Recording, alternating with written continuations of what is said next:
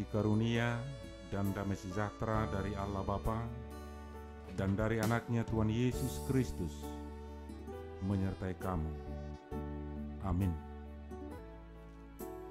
Bapak, Ibu, saudara-saudara yang dikasihi Tuhan Yesus Kristus, firman Tuhan menjadi renungan harian pada hari ini, Rabu tanggal 14 Juli 2021, tertulis dalam Injil Lukas pasal 12 ayat yang kelima. Aku akan menunjukkan kepada kamu siapakah yang harus kamu takuti. Takutilah dia yang setelah membunuh mempunyai kuasa untuk melemparkan orang ke dalam neraka. Sesungguhnya aku berkata kepadamu, takutilah dia. Alaihu patuduhom matuhamu napatut habiaramuna. Habiari hamuma ibana namarhuaso mabunuh huhut madabuhon tuapi naroko. Olo hudok matuhamu ibana ma habiari hamu. Saudara-saudara yang dikasihi Tuhan Yesus Kristus, tentu kita semua pernah mengalami perasaan takut. Mungkin saat ini juga kita sedang merasa takut.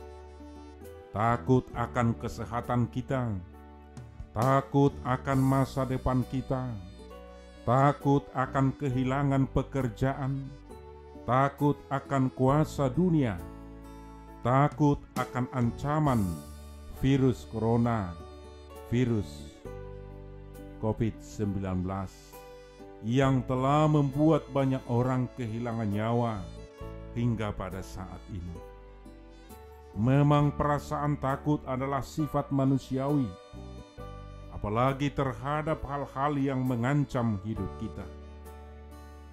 Firman Tuhan, renungan harian yang tertulis dalam Injil Lukas pasal 12 ayat 5 hari ini mengajak kita untuk tidak takut pada apapun dan siapapun kecuali kepada Allah. Yesus mengatakan, aku akan menunjukkan kepada kamu siapakah yang harus kamu takuti. Takutilah dia, yaitu Allah.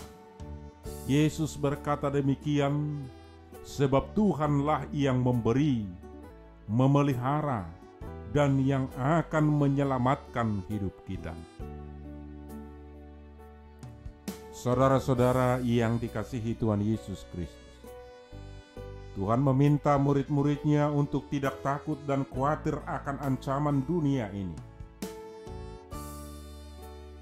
Tuhan tidak pernah menyatakan bahwa ketika kita mengikut Dia, kehidupan kita akan aman dan tenang-tenang saja.